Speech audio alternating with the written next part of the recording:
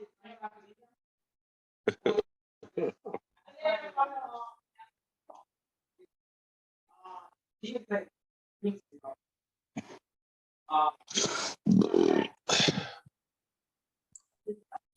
alaikum wa rahmatullahi wa barakatuh. Inshallah, we'll just give everyone a minute to make it in and we'll get to work. Bismillah.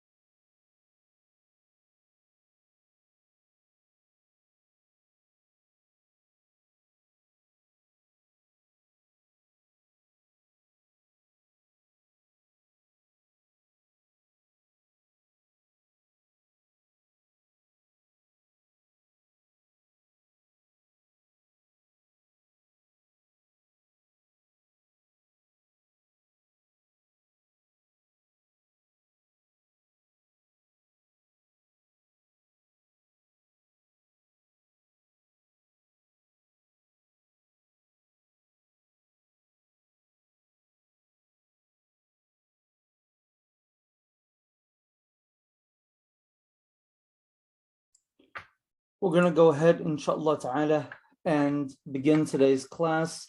Nas'al Allah subhanahu wa ta'ala tawfiq wa sadad. Now, in this final session to the series, we are covering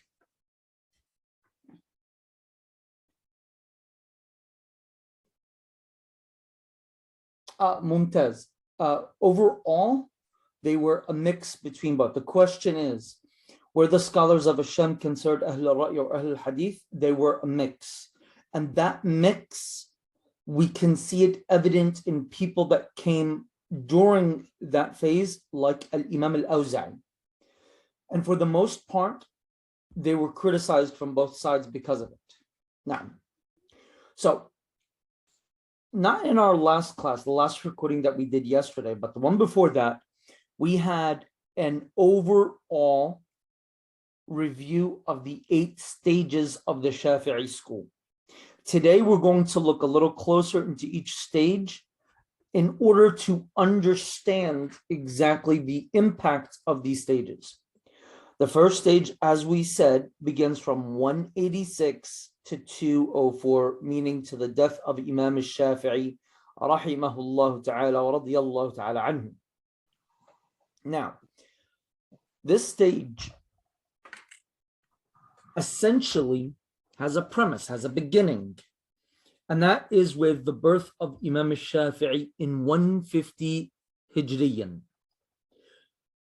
There are many discussions on the exact location of his birth, and this caused a series of opinions to develop.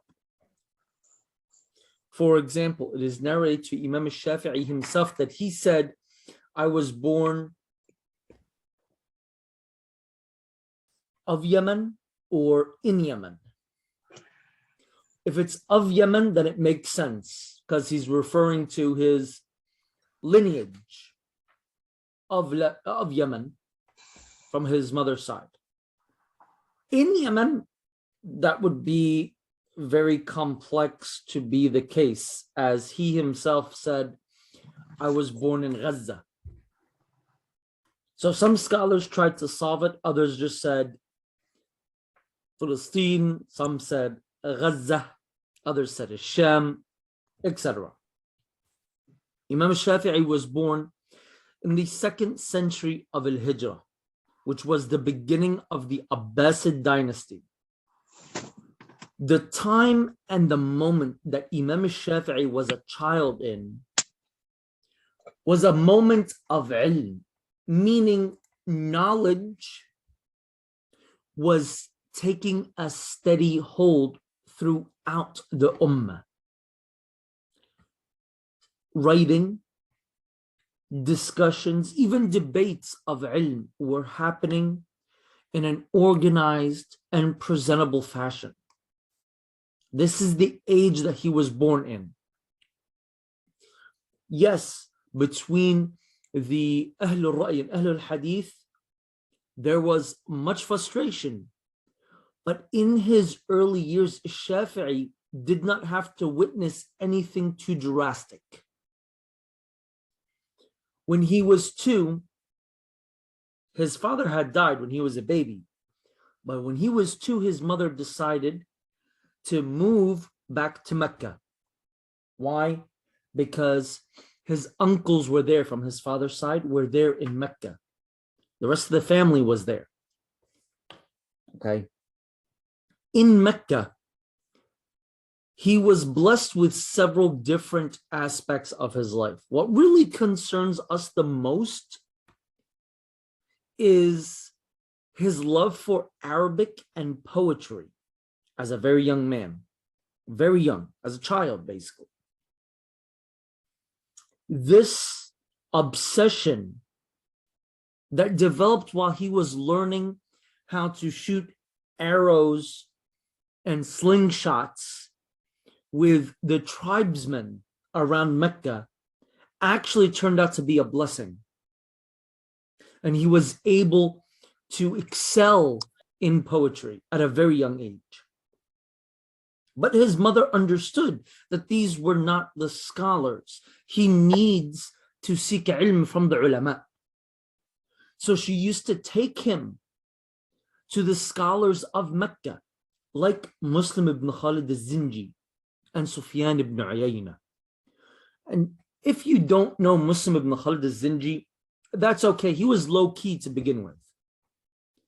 But you know Sufyan ibn Uyayna, and everyone knows the influence and the position of Sufyan ibn Uyayna in the madhab of the Hijazis. Why? Because Sufyan ibn Uyayna was one of the leading scholars of Ahl al-Hadith, without a doubt. But at an early age, the age of 13, he finished. He took everything that they had to offer. Not only this, one interesting fact about this is when Shafi'i returns to Mecca, he actually goes and he sits with Sufyan ibn Uyayna and listens to the same hadith again, and notes for us in his works, and he says, Sufyan changed the hadith. I'm not certain if he changed it the first time or the second time. And sometimes he'll say, okay, I remember exactly what he said the first time, and what he's saying the second time is not what he said the first time. This tells us actually several different things. Number one, the ilm that they could give him in Mecca was limited to the point where he had the capacity to come back and listen to the same stuff over again. This also tells us that Sufyan ibn Uyayna did not really leave Mecca since Shafi'i leaves him. Okay. This also alludes and points out to the issue, or the issues we'll point out with Ahl al-Hadith later on. But by the age of 13, which means around the year 163, Imam al-Shafi'i wanted more. The next great scholar was Imam Malik in Medina. But there was a benefit, a very strong and important benefit for Imam al-Shafi'i. Remember all the tribes people he was hanging out with, learning about archery and sling throwing and things like that he started mastering?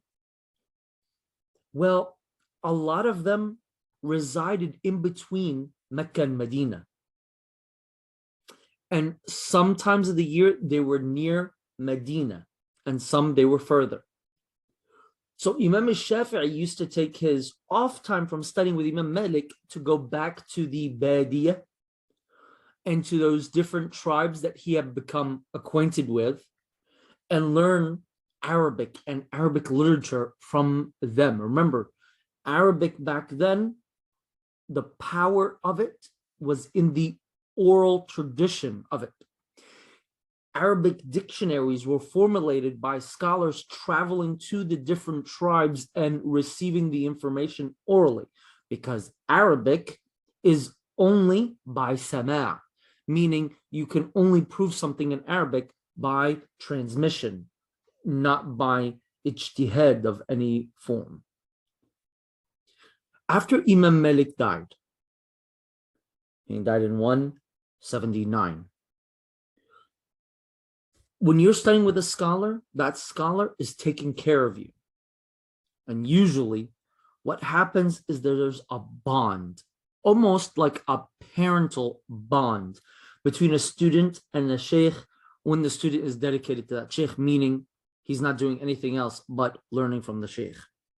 If he's just coming every once in a while, then there might not be that same bond. That's why when you read in the history of Islam, you see that there's a very strong bond between students and their teachers, almost like a parent bond. And that's actually the case. I've personally witnessed that several times in my life, where the sheikh is almost, to an extent, we could say, is giving the students an allowance. Okay. When Imam Malik died, Imam Malik was taking care of his direct students. So when Imam Malik died, Imam Shafi'i had to leave for work.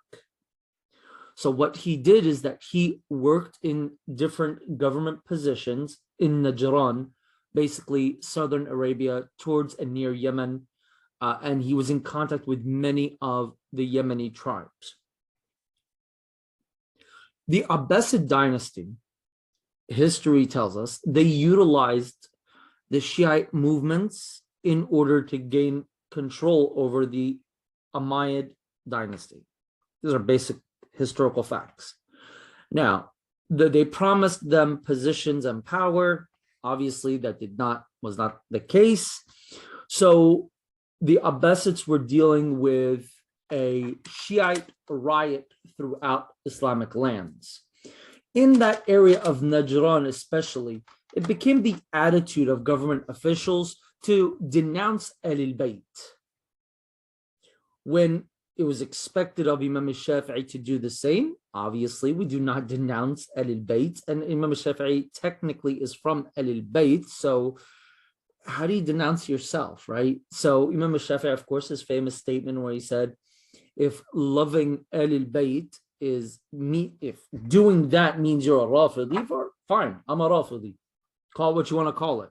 I'm not going to leave the haqq because of some innovators and also some people that are unable to correctly promote the sunnah and act upon it. So therefore, the stories vary. Some say he was taken to Iraq. Others say that he was summoned to Iraq, to basically the capital, because he worked as a government employee, so he would be summoned. Other sources say that he was arrested. Allahu A'lam. Anyway, he was brought forth to Harun al-Rashid. When Harun al-Rashid discussed with him, he felt that he was a little slick. He was very elegant in the way that he spoke. However, while Harun al-Rashid was feeling this way, who was present? Muhammad ibn al-Hasan al-Shaybani, the great Imam of the Ahnaf, the second student of Imam al-Shafi'i. And he actually steps in and he says, no, he's not being slick. He's not playing with words. He's actually saying the haqq. So therefore he was set free from these charges. But while present in Baghdad, many discussions and benefits happened. For indeed, the leader of Ahlul Ra'y of that moment, because this was after Al-Qadi Abu Yusuf had passed away, radiallahu ta'ala anhu. So now the lead figure of Ahlul Ra'y this is an opportunity. I mean, put yourself in Imam Shafi'i's position. You've already studied with the leading scholars of Ahlul Hadith. Now you are standing in front of the leading scholar of Ahlul Ra'y. Why would you let that go, right? And he didn't. So he stays in Baghdad for 2 years. In these 2 years, he's continuing his studies. He's debating, he's discussing, and throughout the works of the Ahnaf and the Shafi'i, we actually have many of these discussions actually preserved. Tamam. After the 2 years, he goes back to Mecca and he stays in Mecca. He's teaching, he's helping people learn, but that's not really what he's there for. What he's there for is pen and paper. Sit down and revamp all of his studies and go over all of the discussions. Remember, he studied with the leading scholars of Ahlul Hijaz, Ahlul Hadith, and Ahlul Ra'y. Now he has an opportunity. He has both sides of the Islamic world when it comes to fiqh, usul fiqh, hadith, usul hadith, kalam, lugha, everything. He has it all in front of him. Now he can go through it all, and that's what he does. This is where he writes his book, Ar-Risala. He does it in a Q&A format where he's discussing the most accurate way to observe, analyze the Sharia. It's beautiful. In 195, he decides to go back to Baghdad. Why to go back to Baghdad? Because he feels that this is an opportunity for him to continue his discussions. Now, Al-Imam Muhammad ibn Hassan Shaybani, he died in 189. Tamam. He knew this, but he wanted still to speak with the fuqaha there and present what he has, because remember, he was already in Hijaz. He was already discussing things with the fuqaha there in Mecca, and he even went to Medina once and did the same. So now he wants to go back there and do this. He gets there and he does speak with many of the fuqaha. But since that leading scholar of Ahlul Ra'y, Muhammad ibn Hassan Shaybani, was not there, he felt that there wasn't people on Muhammad ibn Hassan Shaybani's level to discuss with. So it turned from an opportunity to discuss, which he did do some discussion, but it flipped from that to actually teaching others. And this is where he meets Abu Thawr, Abu Ali al-Karabisi, Al-Hasan al-Za'farani, Ahmad ibn Hanbal, and so on. He stays there in Baghdad for 2 years. And while it did start with a lot of discussion, it turns into him teaching. He, after 2 years of being there, didn't really find what he was looking for. He packs up and he goes back to Mecca. So that's 2 years later. It's 197. Towards the end of 198, he decides to go back to Baghdad. He wants to give it another try. Okay? But he stays there for 2 months. He packs up and he leaves. Now, scholars have pondered upon why he stayed there for such a short duration. The same people were there. Abu Thawr was there, Al-Karabisi was there, Za'farani was there, Ahmad ibn Hanbal was there. They all welcomed him there. But why did he leave? Imam al-Shafi'i was an expert in a science called Ilm al-Farasa. Ilm al-Farasa, it means you're focusing on your surroundings and you're paying attention to details and coming up with conclusions before others would. Call it the early stage of espionage or what have you. So they assume that Imam al-Shafi'i saw that the political atmosphere in Baghdad started to change in the favor of the Mu'tazila. And because of this, he left. He felt what was coming. We're going to see later on that Imam al-Shafi'i was very well versed in Ilm al-Kalam. He knew Ilm al-Kalam. He studied Ilm al-Kalam. He knew what was going to happen. and he left. This is the assumption of many historians. Okay. A side note to this, Imam Shafi'i, in one of his travels, it gets late. He needs a place to stay. He sees one house on the road or on the path that he's taking. He knocks on the door. A white guy comes out, blonde hair and blue eyes. Shafi'i says, in the back of my mind, I knew I should just kept on walking, but I stopped anyway, and now I regret it. He tells the man, I need liyafa. In Islam, we give our brothers what? 3 days if they seek liyafa.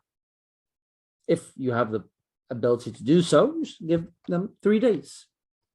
Kalam Jameel.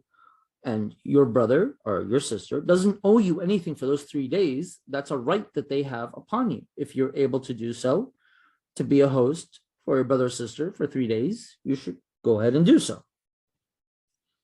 Now, the way that the Arabs took this law into action is, say if I were to go and go to the town where Saifuddin is, right? And I say, I need a place to stay for a few days. He gives me a place to stay for 3 days. And I tell him, hey, when you're in my town, you go to any brother's house and just be like, hey, I'm from Muhibbuddin's people. He knows me. Okay, khalas. They'll take extra good care of you because you're friends with Muhibbuddin. Then that's how they would cherish those, that behavior with one another. It was beautiful. MashaAllah. Allah yahfadhkum Saifuddin. Allah yahfadhkum Shaykh Saifuddin. Allah yahfadhkum. So the man says, sure, not a problem. Here's a room, here's a pillow, here's a blanket, here's your water, here's a meal. Everything's great. MashaAllah. Shafi'i is able to make wudu and pray, get a good night's sleep, wakes up, his horse is fed. It's perfect. Alhamdulillah. Hops on his horse and he tells him, look, as soon as you come to Mecca, you just knock at any door and say, I'm good friends with Muhammad ibn Idris. The man said, where are you going? So Shafi'i said, well, I'm leaving. I told you it was only for the night. The man takes out a piece of paper and he says, hold on a minute. So that would be, I don't know, we'll use American money just so you can get the picture. So it'll be $10 for the pillow. You took my meal, and I'm gonna need 15 for that, 5 for the blanket, the little carpet I give you to sleep on, that's like 5. Your horse 8, and that's like 15, and I have to clean up after your horse, that's another 10. Give the whole receipt. And that's just not what the Arabs, first of all, because it's an Islamic right. No one does that. And the Arabs definitely will not do that. Now, you would say, well, why did he mention white, blue eyes, and blonde? Just because back then, Europeans were known to be excessively cheap, even if they were Muslim. Kalam Jameel. And it's not like a sin or anything like that. I mean, I'm a white fellow myself, right? I'm not cheap, alhamdulillah. I don't think I am, but it was just a characteristic that, it was known by someone with those characteristics. Remember, as I said, Shafi'i, he's looking at those characteristics, right? So there, he says, I should just kept on riding with my horse. He pays him. I mean, it's not a big deal, but it's just not how you behaved in these situations. Anyway, so Imam Shafi'i, as he's leaving, and historians differ whether he was halfway or he had already gotten back to Mecca, he gets an invitation from the Abbasid leadership in Egypt. And they said, since Al-Layth, there hasn't been a lot of ilm in Egypt as it was. Why don't you come and you can benefit the people of Egypt? So in 199, very early 199, he goes to Egypt. And in Egypt, he meets a lot of his classmates from when he was studying with Imam Malik.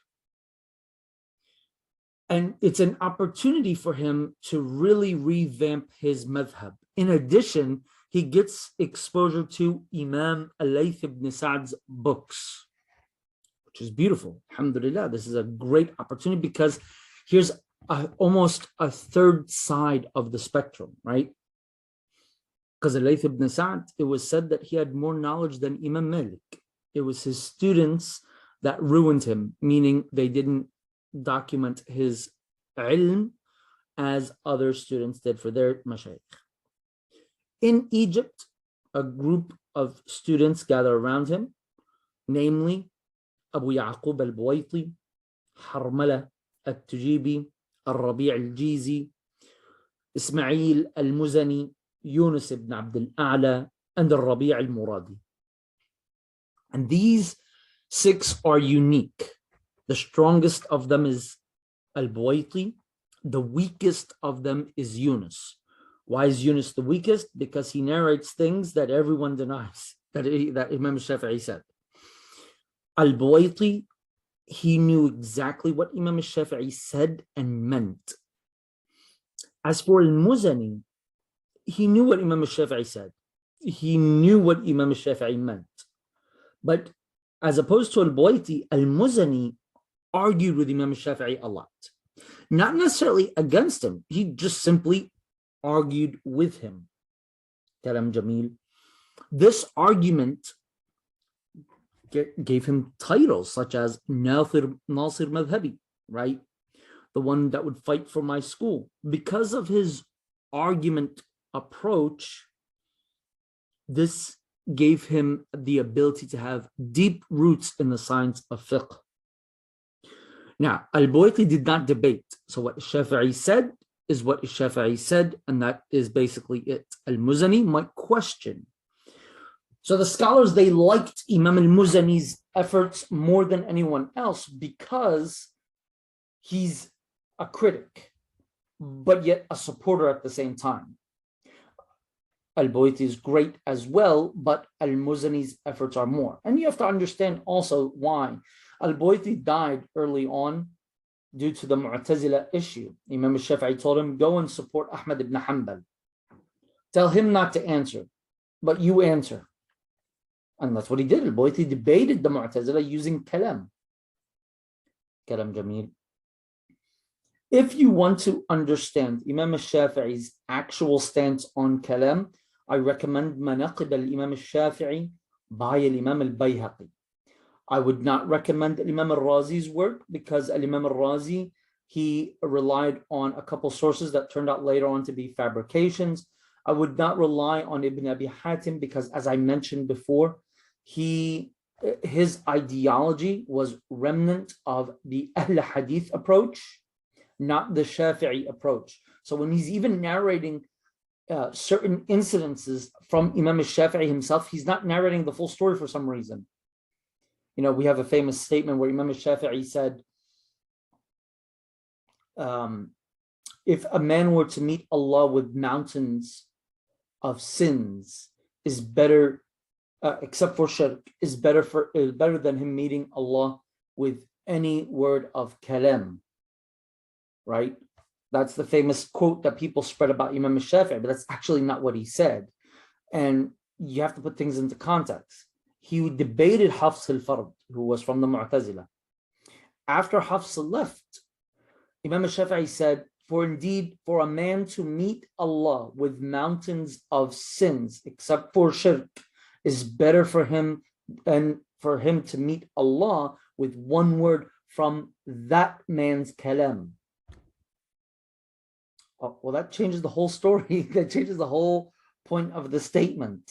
Okay. It says, people were sitting in kalam, and Imam al-Shafi'i stood and said, either you move or we'll move. That's not what happened. It was a man of the Qadariyah speaking in kalam. So a Mu'tazili speaking in their stuff. So he said, either you leave or we'll leave. Again, that's not a Shafi'i warning against the science of kalam. In one incident, he's sitting there discussing things with the fuqaha, and he takes the discussion into kalam, theology. They say, what are you doing? What are you doing? We don't speak about this stuff. He said, what do you think? I've not perfected this topic before I speak on it. That tells us he's studying kalam. He himself, Imam Shafi'i said, every mutakallim, theologian, needs to base their argument upon the Quran and Sunnah. Or indeed, those that do not, their statements are nonsense. Well, that changes the whole perspective one has about Imam Shafi'i in the science of kalam. Which brings me to a very important point. Al-Risala by Imam Shafi'i, we do not look at it as only the basis for usul fiqh, but usul fiqh, usul hadith, lugha and fiqh, ilm al-kalam, even a little bit of science tafsir in there. The book is meant to be a stepstone to several different other sciences.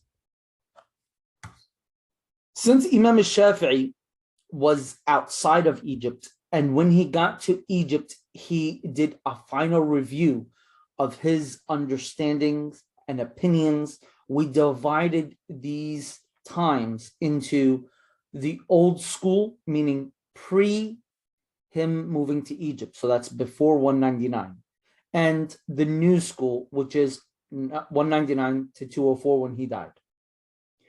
Bear in mind also, before he went to Egypt, he had another big book, a large work called Al-Hujjah.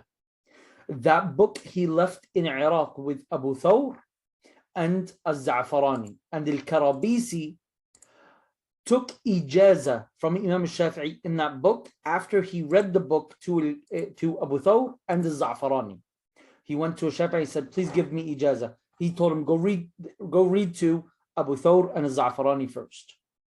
He left that book with them, or they had copies of it. And then in Egypt, he wrote and he rewrote Al-Risala. Al-Risala that we have today of Imam al-Shafi'i was written in Egypt. It's not the same as the Risala that he wrote in Mecca. The Risala that he wrote in Mecca, that one stayed in Mecca, and possibly Al-Humaydi and Ishaq ibn Rahawayh had it afterwards, because a lot of things that they said as they grew, it seemed to resemble a lot of old opinions of Imam al-Shafi'i. We actually have, the Shafi'is today, we actually have the handwritten copy of Al-Risala in the handwriting of Rabi' al-Muradi. We still have that today. I'll have it on my computer. I'll share it in the Telegram group, inshallah ta'ala, when I get an opportunity. Now, once Imam al-Shafi'i died in 204, what we had is that we had the students left. As I told you, Al-Buwaiti was the person that delivered Imam al-Shafi'i's opinions to everyone. So he took the place of Imam al-Shafi'i and he was teaching Kalam Jameel.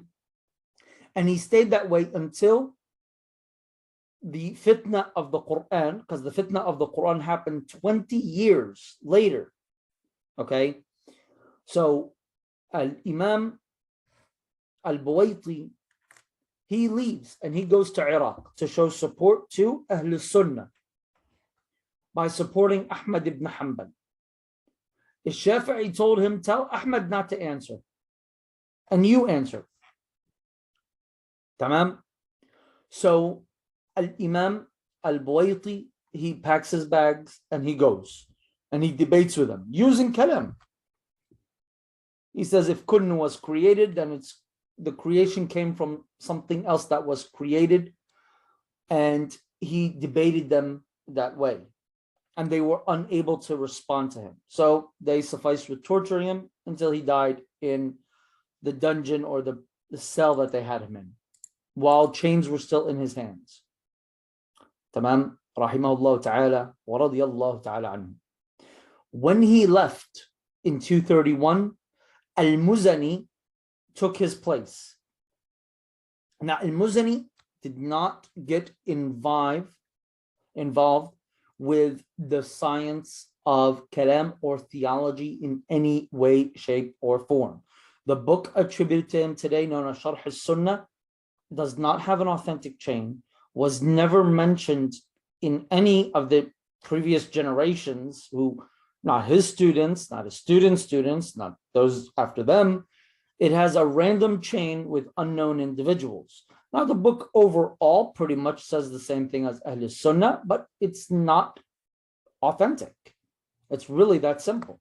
And to call it authentic and to claim that it actually is his is problematic, since his student, who we're about to be introduced to, Imam al-Malti, said that he never spoke in these matters ever. I had to speak for him on several occasions. So I don't know how he could have written a complete entire text. And in one incident, he says after a funeral the Quran is not created, and he gets into trouble with the local authorities because of saying it. And he says, see, this is exactly why I did not want to get involved with it. As for Rabi' al-Muradi, he focused on writing everything Imam al-Shafi'i said and verifying it. Most of what we have in al is actually things from al-Buwaiti's notes that Rabi' al-Muradi would recopy them down, present them to Imam al-Shafi'i, correct them, and make sure he has it preserved.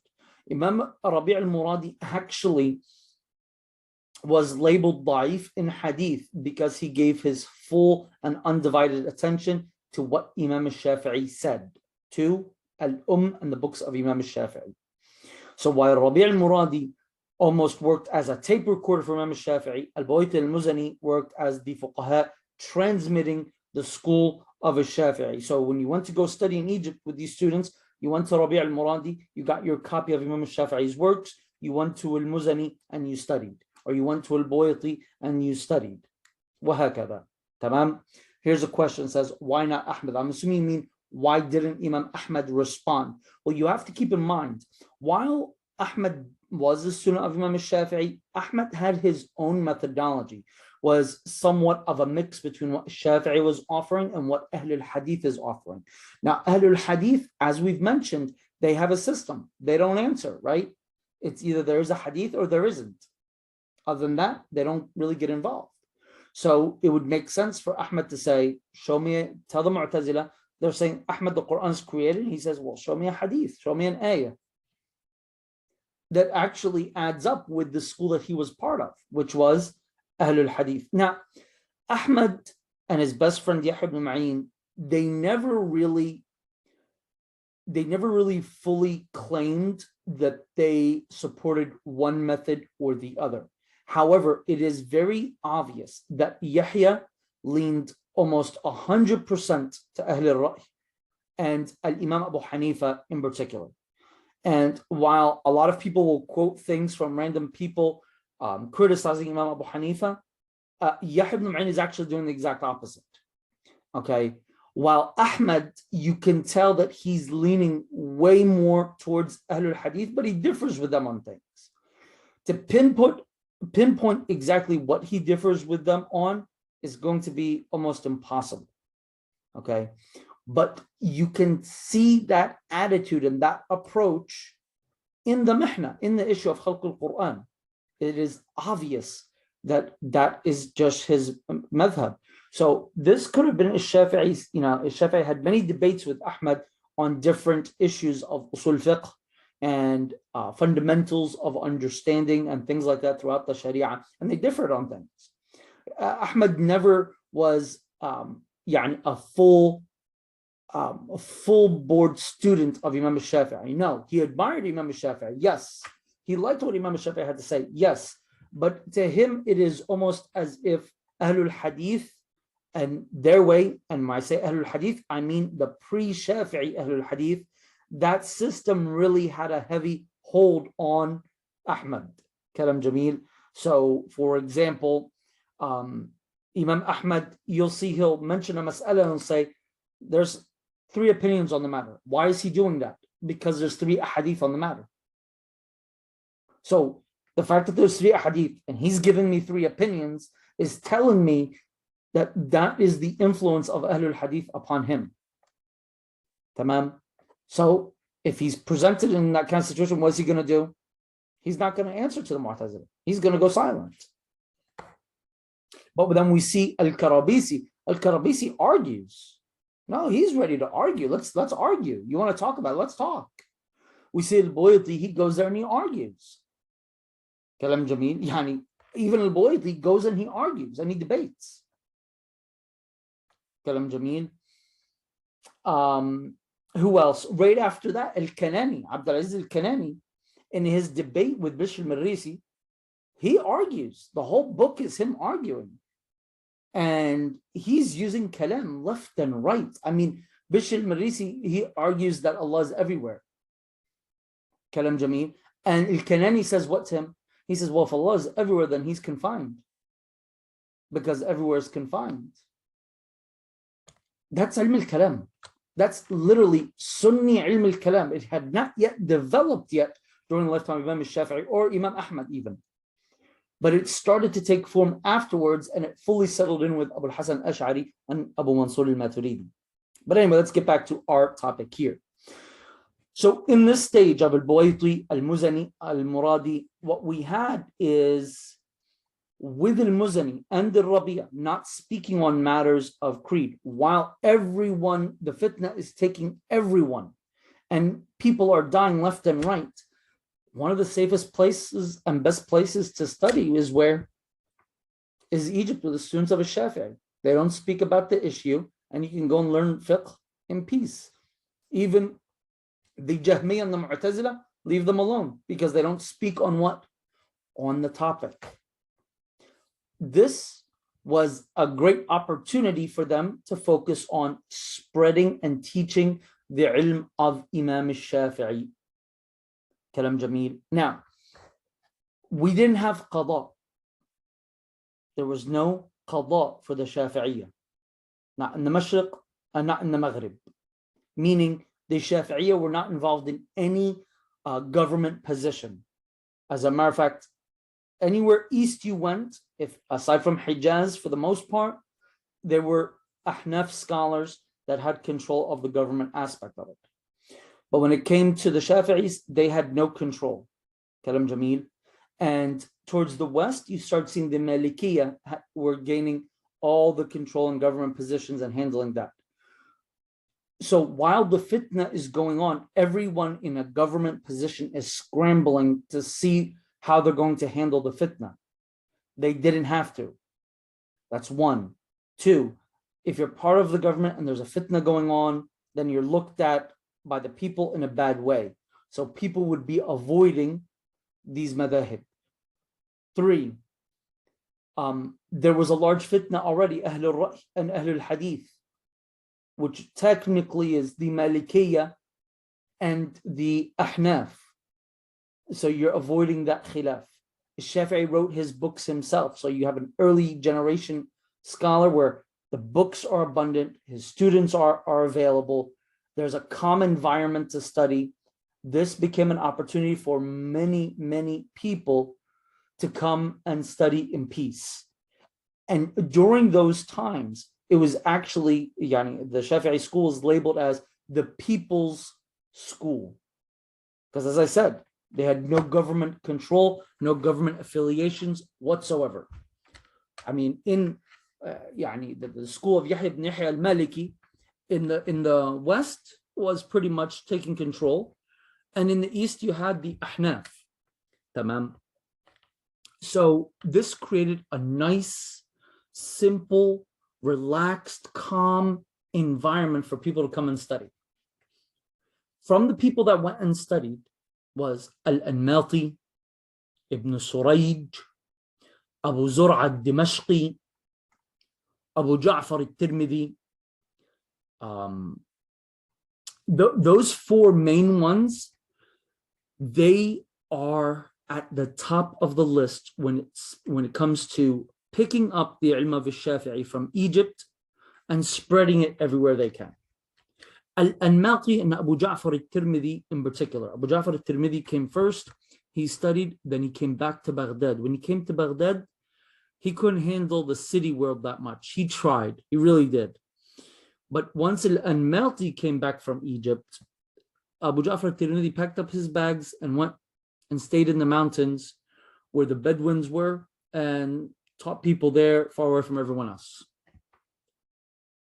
When Al-Anmati came to the scene, Al-Anmati, he felt he had a job, and that job was, he's in Baghdad. What was in Baghdad? The old school of Shafi'i. So he started focusing on revamping everyone's understanding of what exactly Imam al-Shafi'i said. While he's in the process of doing this, a young man comes along known as Ibn Surayj. He actually met Za'farani in Baghdad. He went to Egypt and he met some of the mashayikh there for a very short duration, and he made his way back to Baghdad. When he came to Baghdad, he became the top student of Imam al-Anmati. And he led all of the discussions. He led all of the debates. As a matter of fact, Muhammad ibn Dawood, the son of Dawood al-Zahiri, was in Baghdad trying as hard as he could to spread the Zahiri madhab. Tamam. Ibn Surayj did not let him be ever. Wherever he went, Ibn Surayj popped out. Wherever he sat to relax, Ibn Surayj was there. So it's very funny when you hear people say Ibn Surayj denied majaz. You see, because Muhammad ibn Dawood denied majaz, and Ibn Surayj literally has a debate and a book on majaz refuting the Zahiriyya. Be careful, even Suyuti, when he was going through the list of people claimed to have denied majaz, he said, I don't understand how Ibn Surayj is here. Ibn Surayj has a book on majaz, proving that there is majaz and refuting the Zahiriyya. Now, if you read in historical books, you'll see that there's a lot of accusations against Muhammad ibn Dawood. We don't believe any of them. But Muhammad ibn Dawood was very heavy into poetry. He wrote a lot of poetry. He has this one book where it's supposed to be love verses. The problem is that he wrote, usually if it's a man and you're writing love verses of poetry, you write it, you're addressing it in the female context, right? He did it in the male context, which of course, nothing, we don't believe any of this is true, but people started, coming up with stories. None of it is true. Believe me, there's nothing of that has ever been proven to be true in any way, shape, or form, ever. So do not take it as if the Shafi'is believe that the Zahiris were doing anything that they shouldn't have been doing.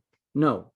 But why am I mentioning it? Because Ibn Surayj, in one argument about majaz, this is very, very interesting.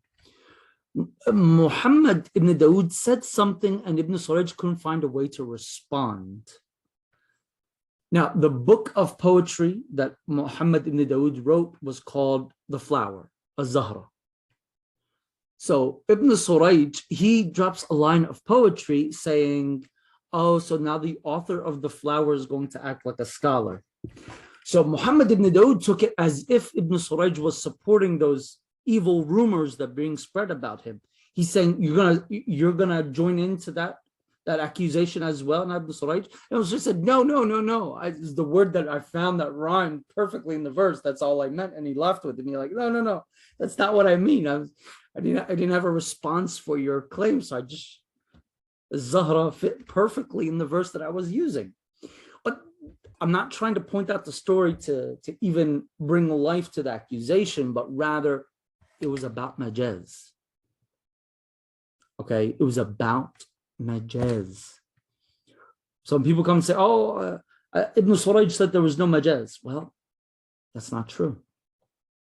Another famous scholar around this time that became well known was Abu Zur'a al-Dimashqi. Now, Abu Zur'a al-Dimashqi, he was the first judge, Shafi'i judge in Egypt.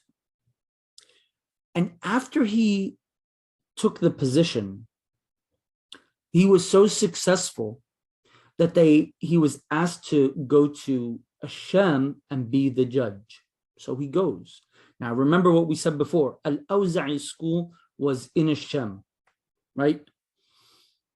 So when he goes there, he cannot make the people let go of what they've learned from Al-Awza'i. So he comes up with a little plan. He says, whoever memorizes Al-Imam al-Muzani's book, I'll give them 100 dinar. And they said literally, in a few years, almost all of Sham was Shafi'i. Now, you'll see, now there's an evolution taking place. After the stage of the students of Imam Shafi'i, now the students of the students are actually becoming legal officials. As a matter of fact, Ibn Surayj himself, he moved later on from Baghdad and he went to Shiraz, where he became a judge there in the government. Next, who took from Ibn Surayj, but still in this time period, was Al-Qaffal Al-Kabir. Al-Qaffal Al-Kabir,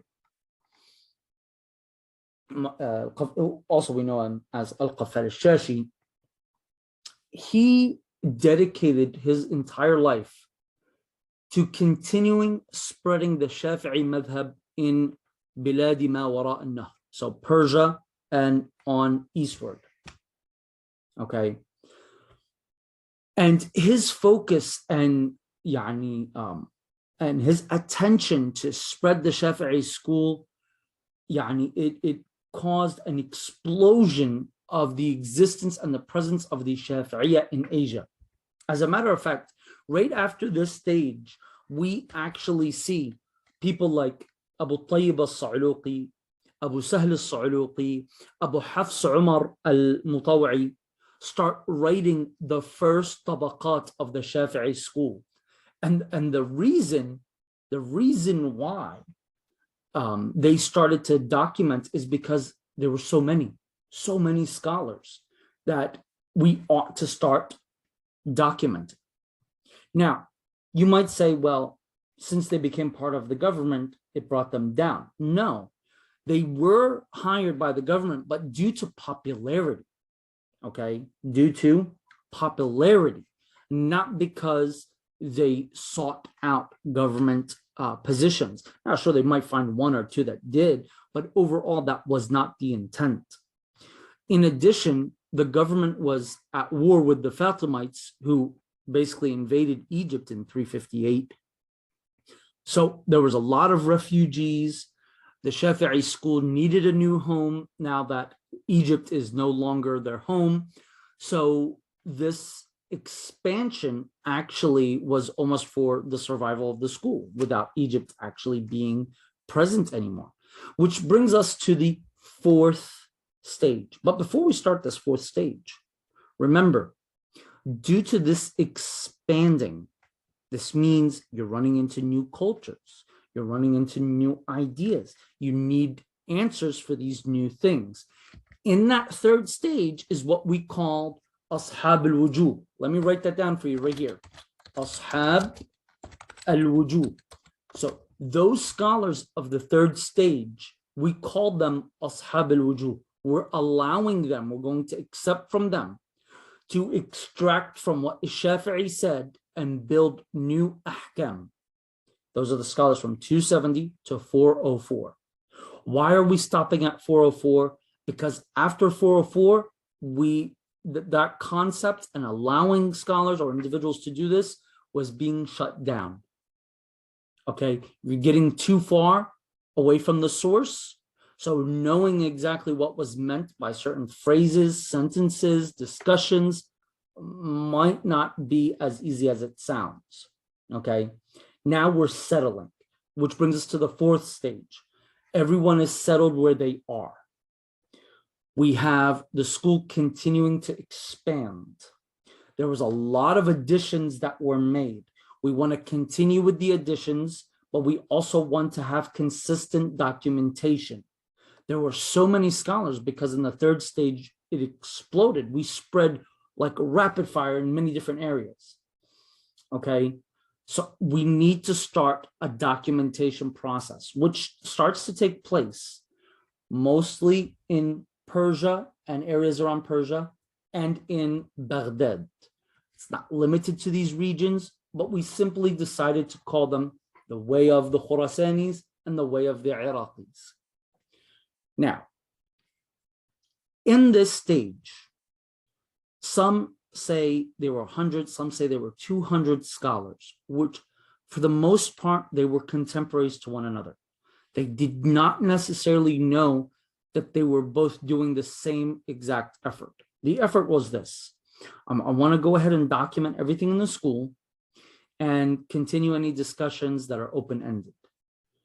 This process led to two different systems existing.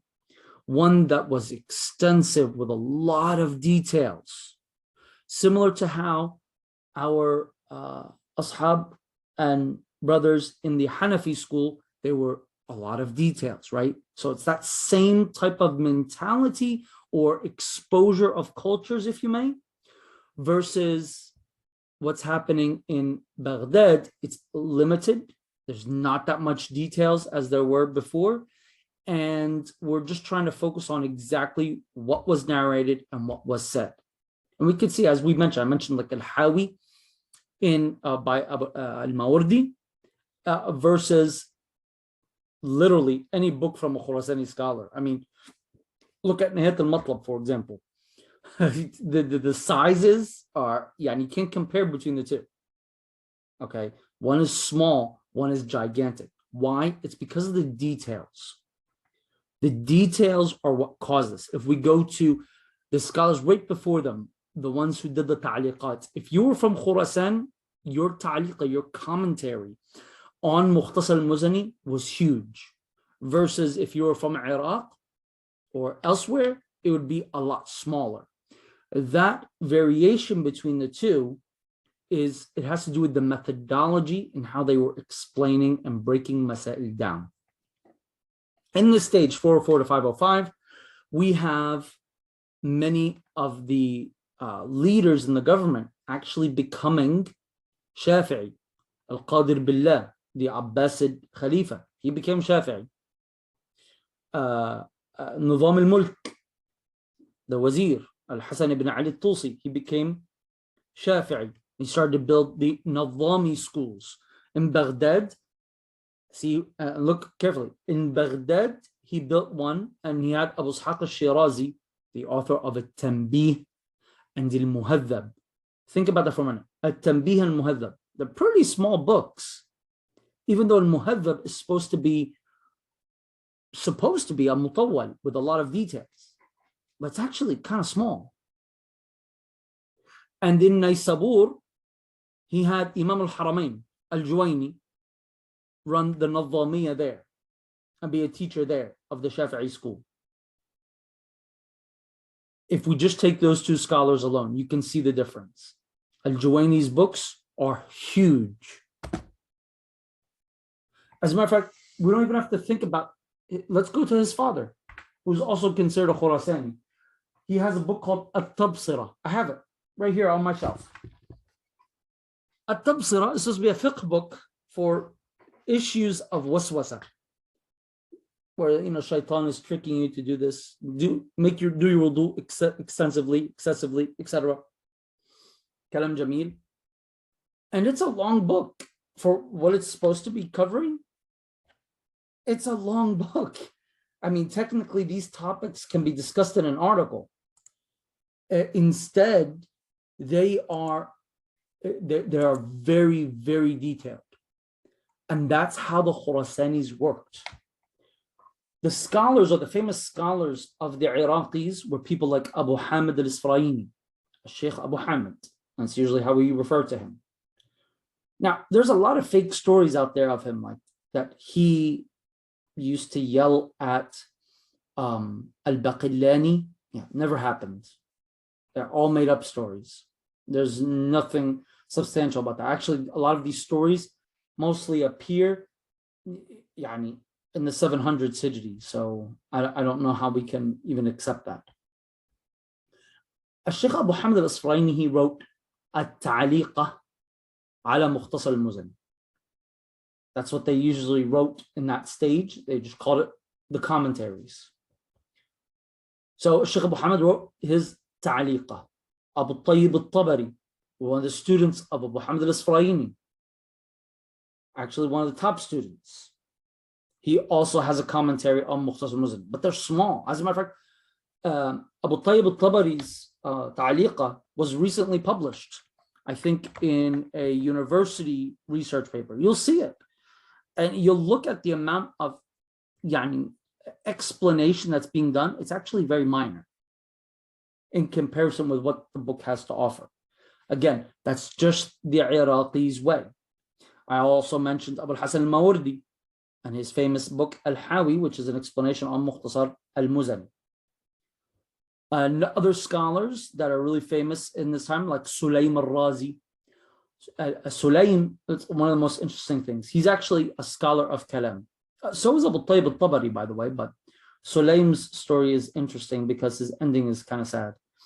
Sulaim says, I was crossing the masjid going to my kalam class, and then I heard an old man speaking about tayammum. It was so intriguing that I had to sit and listen.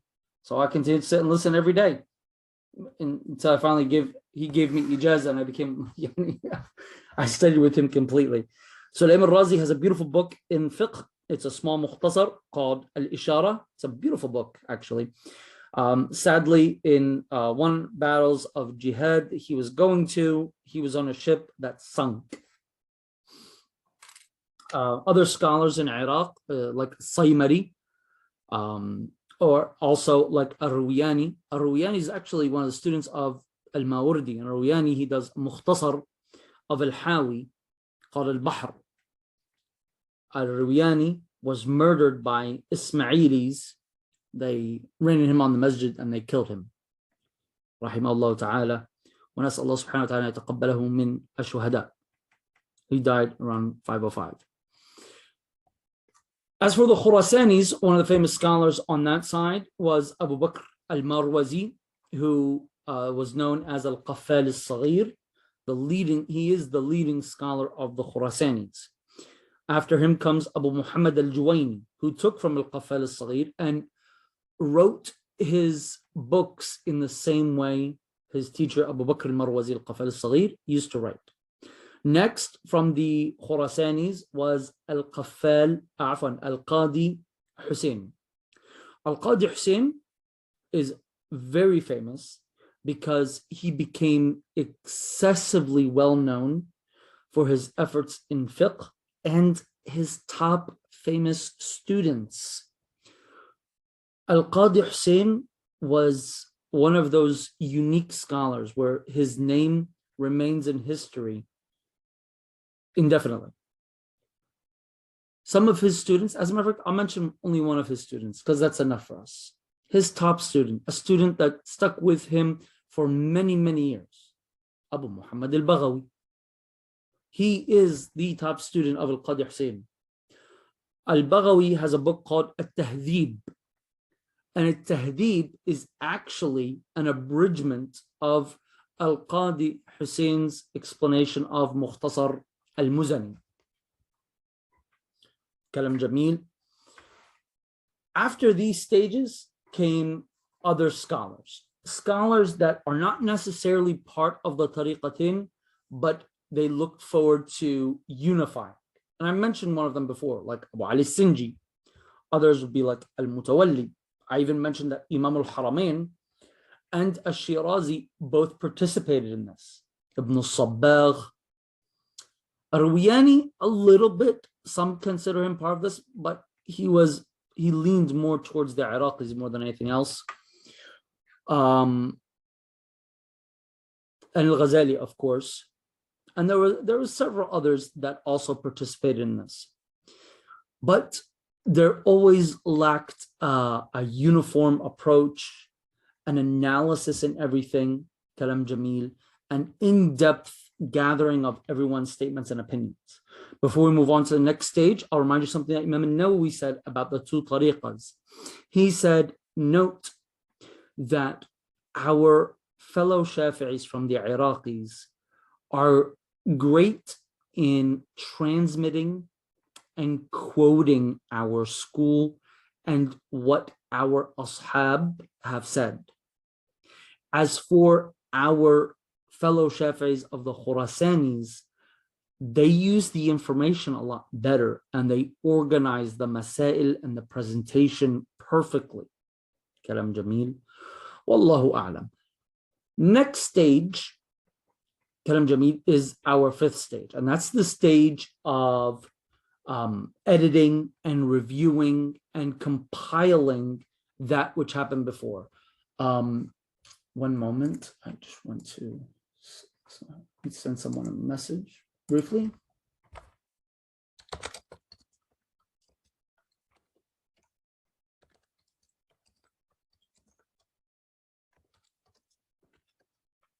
Now, so here comes the works of, as I mentioned before, Al-Imam al-Rafi'i and Al-Imam al-Nawawi.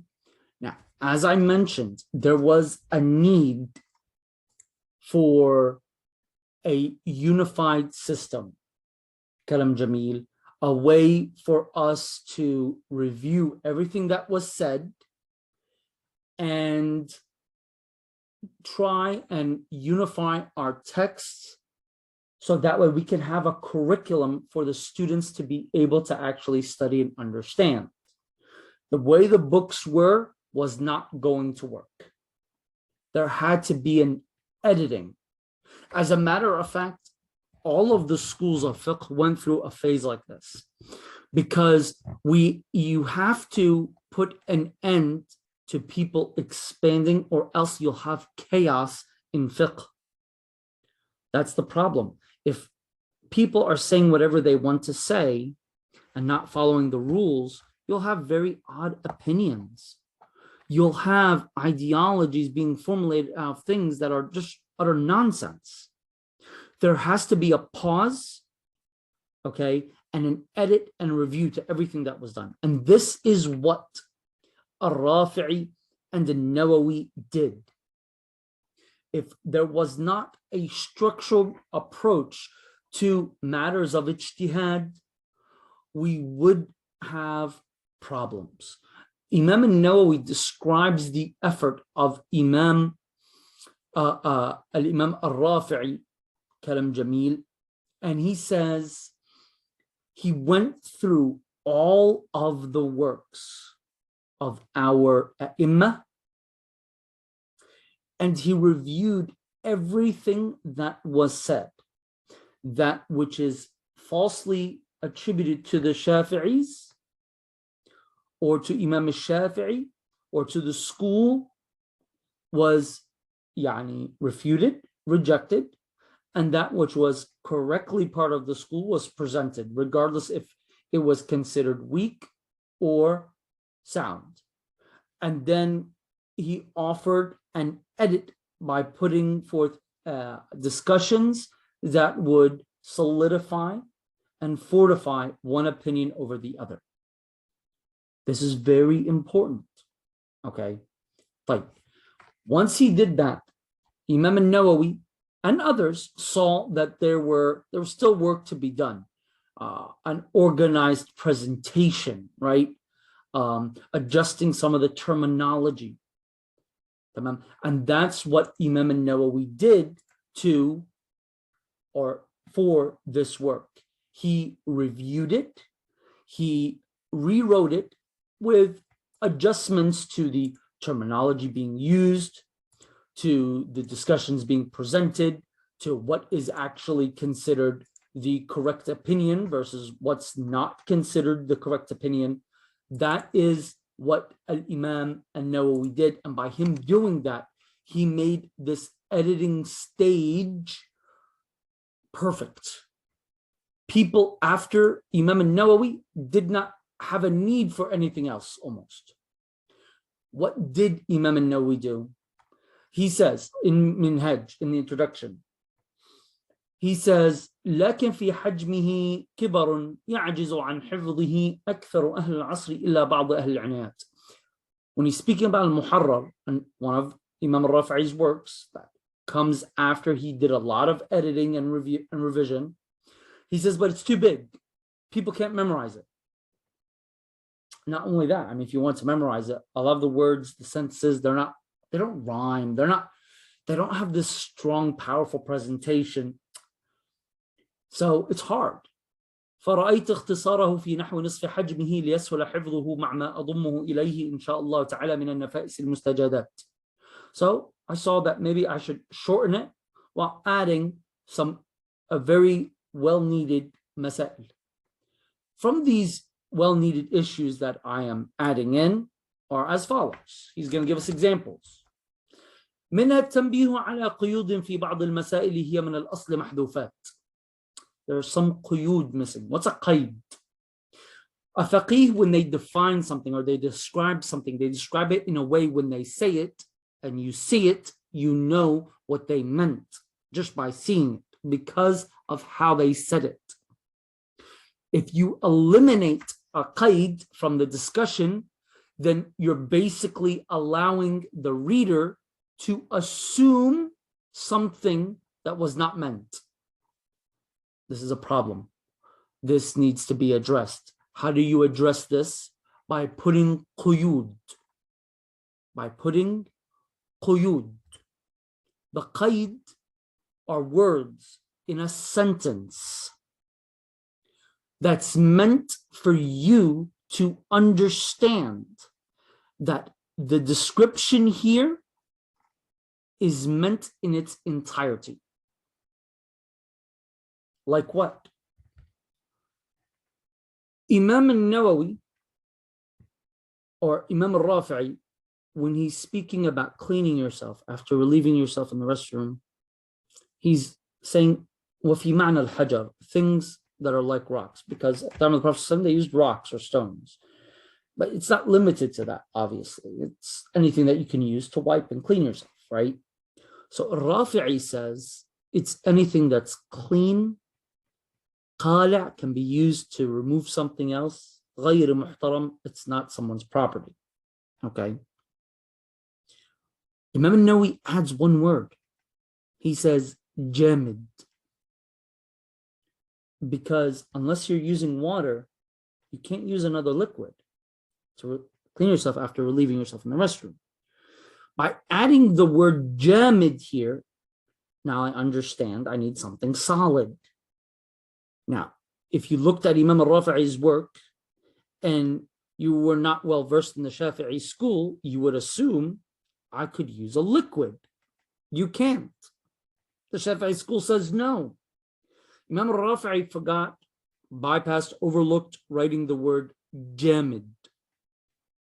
Imam al-Nawawi added the word jamid, which therefore does taqyeed to the mas'ala. It gives you a qayd. It limits you, what you are understanding from the sentence.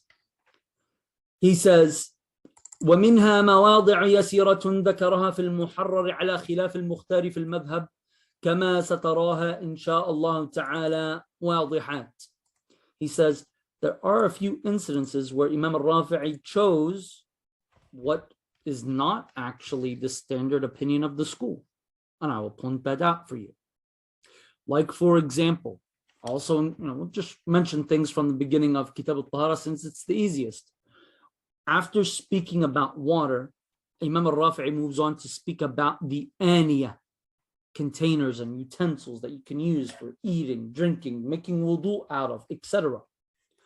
Imam al-Rafi'i says, when he starts this segment, وَيَحِلُّ اسْتِعْمَالُ كُلِّ إِنَاءٍ طَاهِرٍ. Not that sentence. The following sentence. He says, Allahumma salli ala Muhammad, وَمَا ضُبِّبَ بِذَهَبٍ أَوْ فِضَّةٍ ضَبَّةً كَبِيرَةً لِزِينَةٍ حَرَمَ أَوْ صَغِيرَةً بِقَدْرِ الْحَاجَةِ فَلَا أو صغيرة لزينة أو كبيرة لحاجة جاز في الأصح. But how does the sentence begin?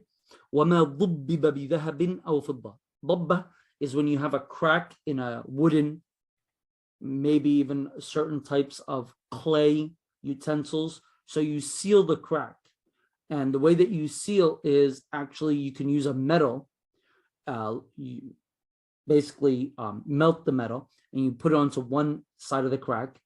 And as it's drying, you yank the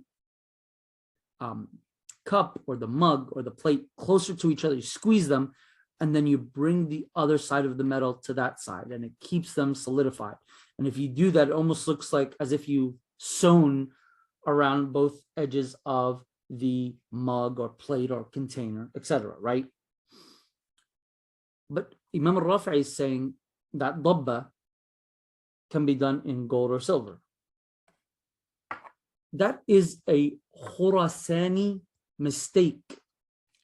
And I mentioned in our previous class that Imam al-Rafi'i, while he is unique, he is still a student of the Khurasanis, and Imam al-Nawawi is still a student of the Iraqis. They are influenced by them, and this influence comes out at times for both of them, not just one. Whether it's Imam al-Nawawi saying, I'm agreeing a little bit with the Hanabila on an issue, or Imam al-Rafi'i quoting uniquely Khurasani ideas and saying, yes, this is the standard of the school, which is not the case. Like in this one. So Imam al-Rafi'i, he says, وَمَا ضُبِّبَ بِذَهَبٍ أَوْ فِضَّةٍ.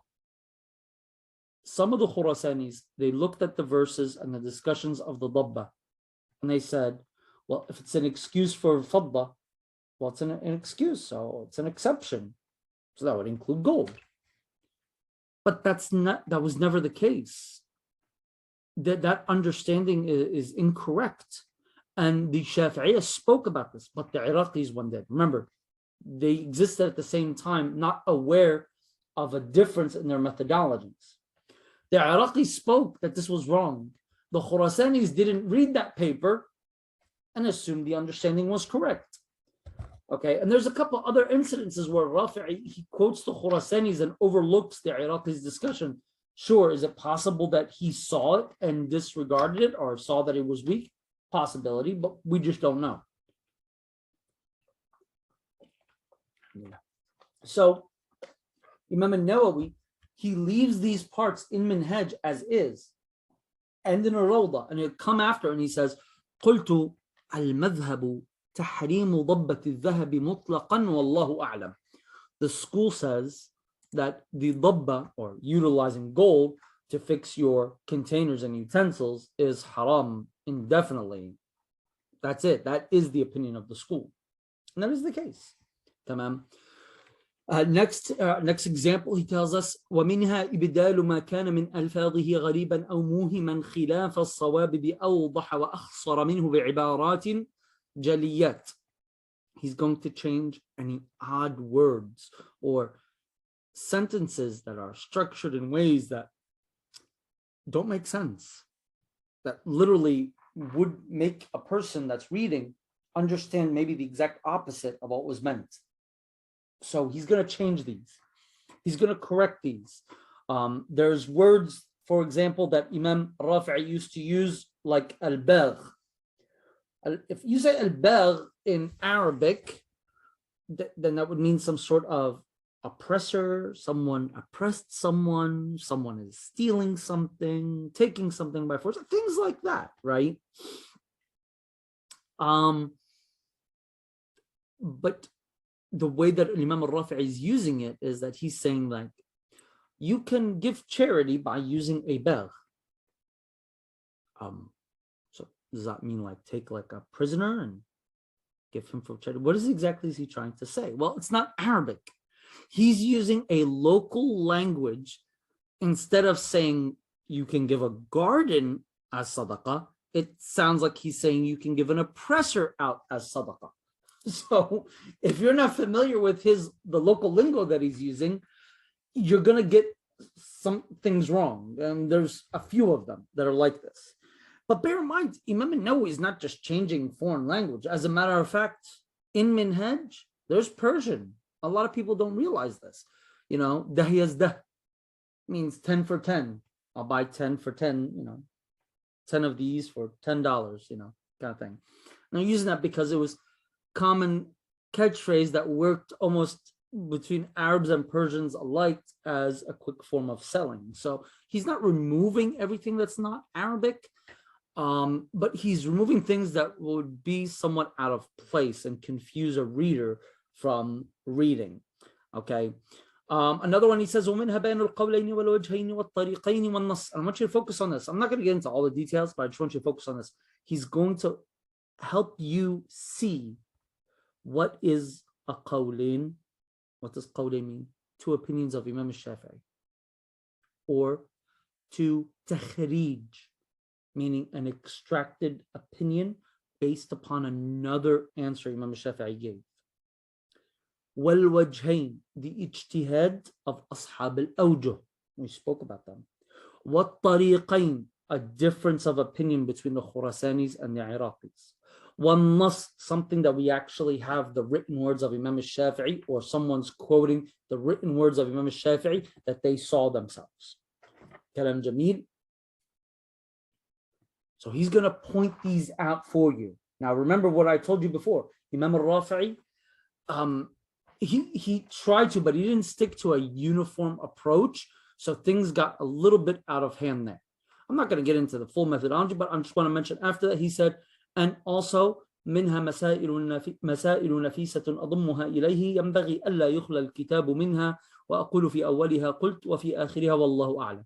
There's some notes here and there that we're going to need. He's going to add them in, and when he does so, he's going to say قلت, and he's going to say والله أعلم at the end, so you can know this is his words, not a Rafi. By this, we've basically corrected all of Imam al-Rafi'i's works. Not only that, he actually says, وَمَا وَجَدْتَهُ مِنْ زِيَادَةِ لَفْظَةٍ وَنَحْوِهَا عَلَى مَا فِي الْمُحَرَّرِ فَاعْتَمِدْهَا فَلَا بُدَّ مِنْهَا. Sometimes you might find stray words here and there that I've added and not told you that I added. Okay? Why did he do this? Because there was a point behind it. He says, فَاعْتَمِدْهَا فَلَا بُدَّ مِنْهَا. So take that as fact because you need it.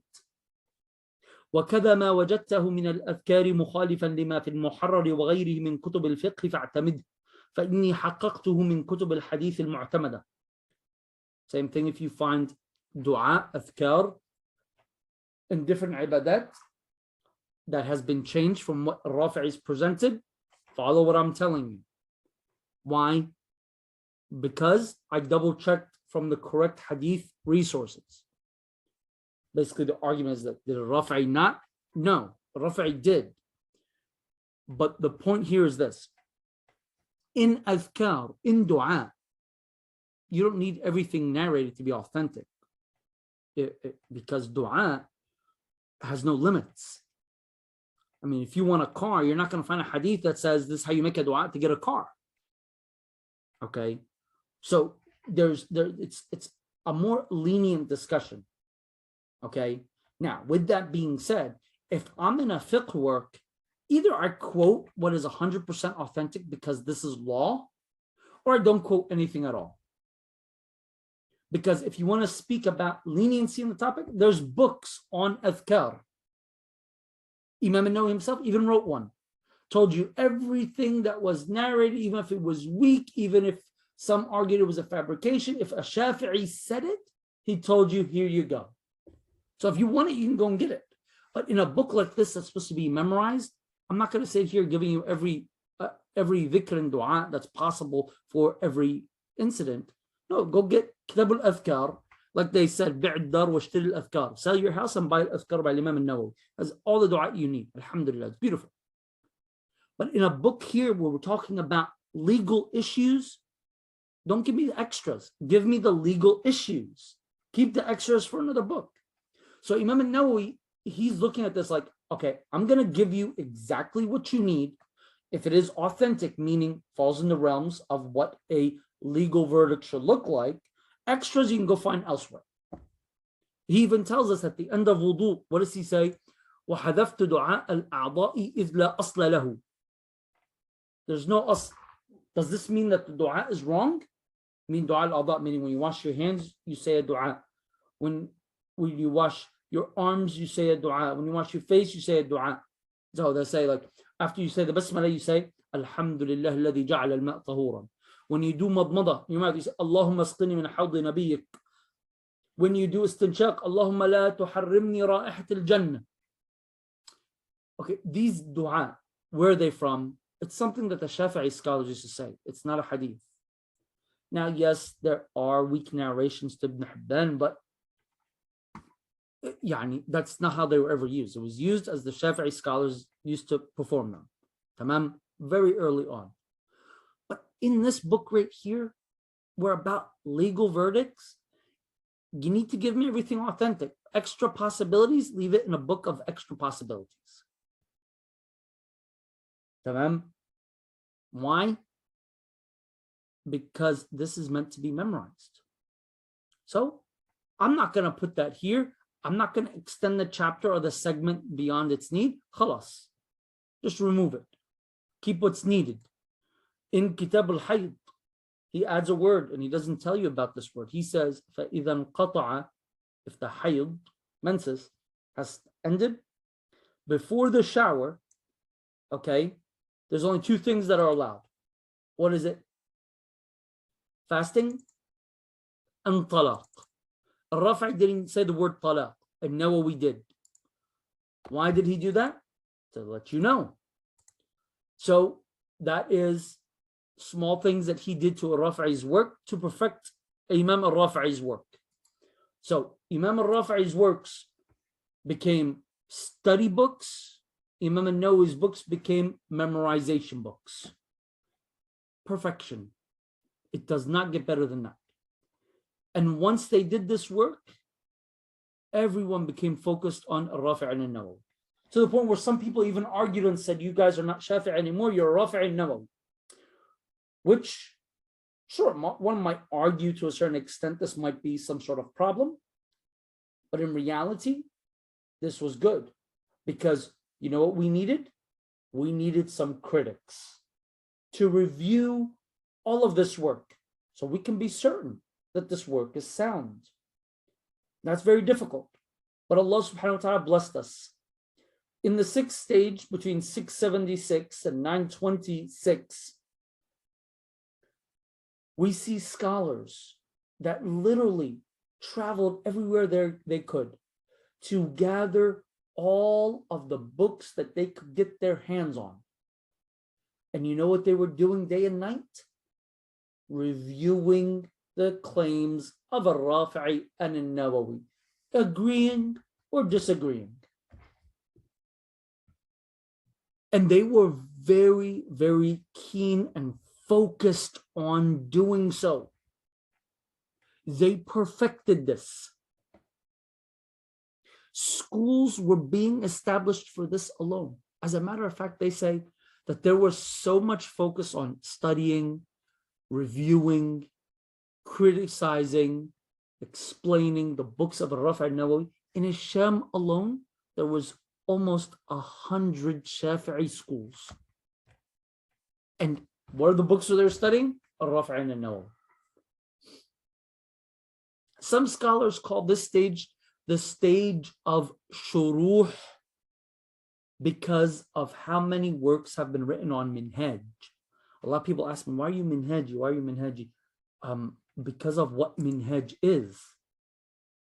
Yani, when you look at all, not all, but let's say a lot of the fiqh works in general, and then you come and you look at al-minhaj, you see something out of the ordinary, something that is breaking the bounds of everything that we understand. You might say, well, this is an exaggeration. This is, what are you saying? I know it sounds weird, but it is the fact. This book is very out of place when we speak about the historical sense. There's something off with this book in a good way, not in a bad way. Don't worry. What kind of good way would there be? Well, I don't like to say it this way, but if we were to look into everything written on the Torah, Bible, and sadly, and again, I don't like to say it this way. Some scholars will say it. I usually just stop at the Bible. I'll stop at the Bible. I don't even feel comfortable saying it. But if we look at the works written on minhaj, they exceed everything humans have written on the Torah and the Bible. And it's crazy. It really is. But as I said, this book is abnormal. And the reason why so much focus was on it is that the book is concise, yet carries so much detail, so much discussions, and he went above and beyond in writing this work. The shuruh upon al-minhaj actually start with Imam al-Nawawi himself writing the book ad-Daqa'iq. After he wrote ad-Daqa'iq, Imam Shafi'i, Imam Nawawi died in 676. The next scholar to write an explanation on the book is Ibn Arram, who died in 720. After Ibn Arram wrote that, another scholar in 724 wrote a sharh. He didn't finish it. However, other scholars helped him on that book. To continue it. And it said that they never finished it. Then Ibn al-Zamalkani, he came and wrote As-Siraj al-Wahhaj fi Idah al-Minhaj. Then Burhan al-Din Ibn Firkah in 729 wrote Bayan Gharad al-Muhtaj. And then Az-Zankuluni wrote As-Siraj al-Wahhaj. Then his son finished it, or tried to finish it, and there's discussions there whether he actually did finish it or not. Even Abu Hayyan al-Andalusi wrote a mukhtasar on Minhaj called Al-Wahhaj. Nur al-Din al-Ardabili, he wrote 6 volumes, but he only got to part of Buyu'. Sharaf al-Munawi, he wrote a sharh. Until we get to Taqi-ud-Din al-Subki, he wrote one of the most thorough works on Minhaj, Al-Ibtihaji fi Sharh al-Minhaj. He got to Kitab al-Talaq. It said that his son Baha'u'd-Din wanted to finish it, but then he kept on going to way too much details that his teachers told him, no, just pause right there, start from the beginning, keep everything in place, add in what he said in Al-Wasit, Imam al-Ghazali, and continue your explanation that way. That would have been a mess, but that's up there. Several shuruh by different scholars came. Next famous one would be 769, Ibn al-Naqib, the one who wrote Umdat al-Salik. And some even argue that he actually never finished it completely. Then came Jamaluddin Shurishi. He explained it entirely in 4 volumes. Then he wrote another book called Additions to Minhaj.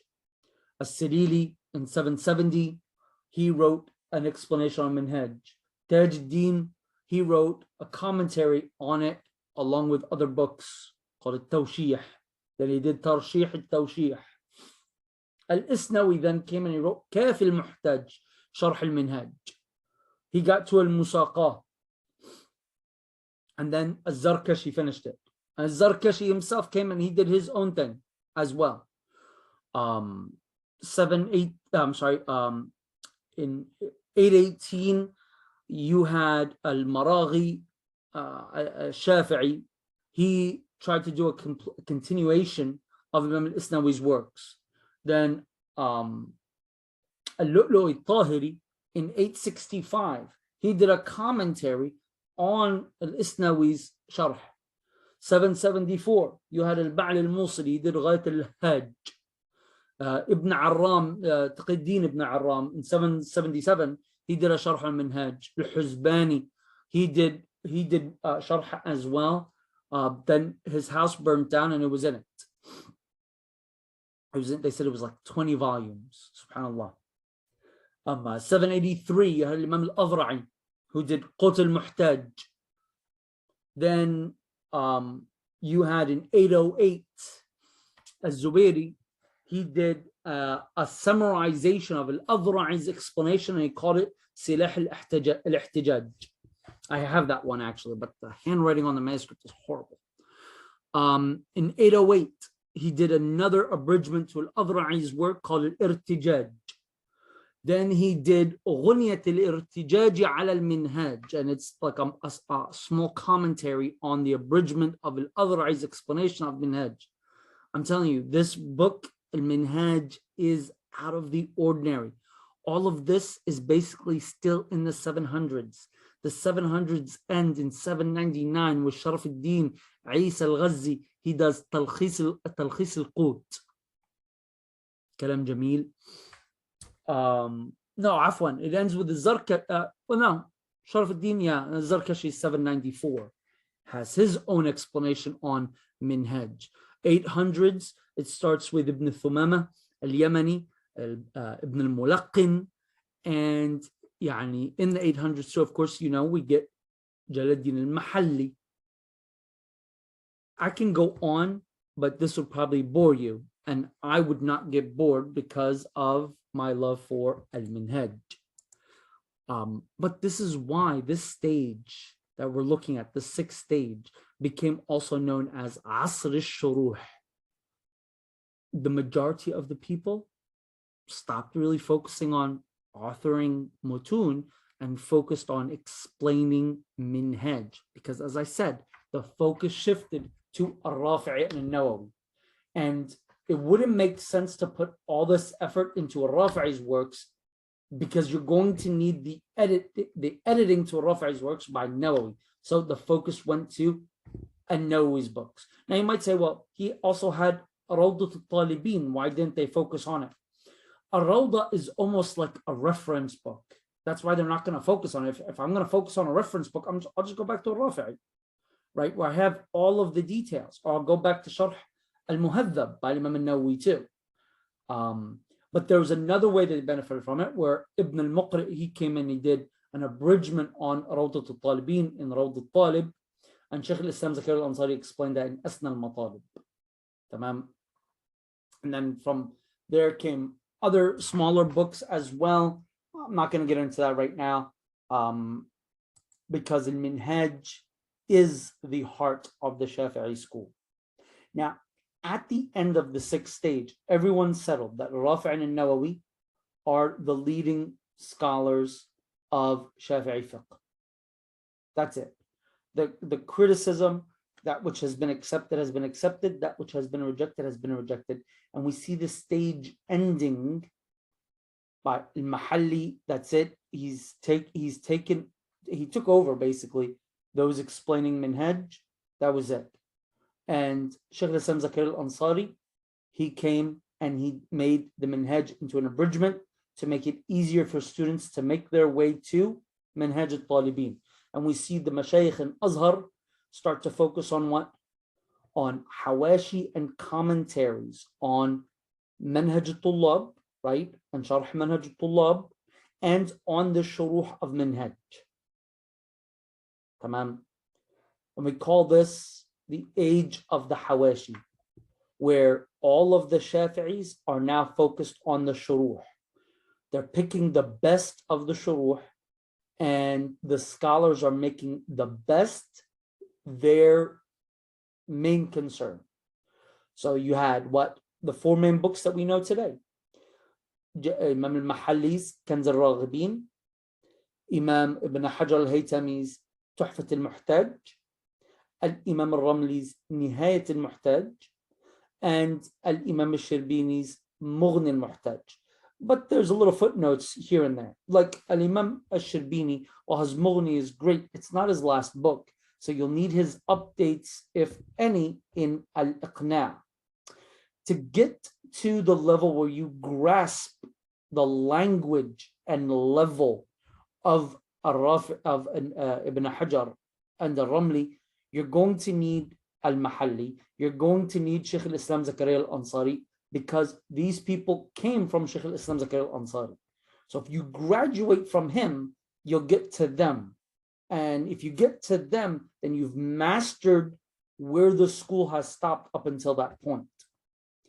Now, there's introductions to get there. There are steps that you need to get there.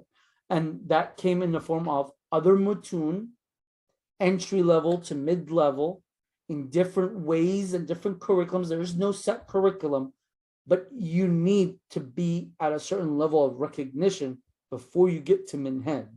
And you ought to study Minhaj a couple times before you actually look at Tuhfa al-Nihaya.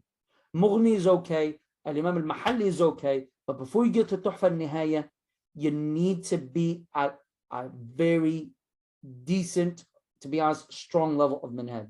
Why? The school has to continue. The school doesn't stop.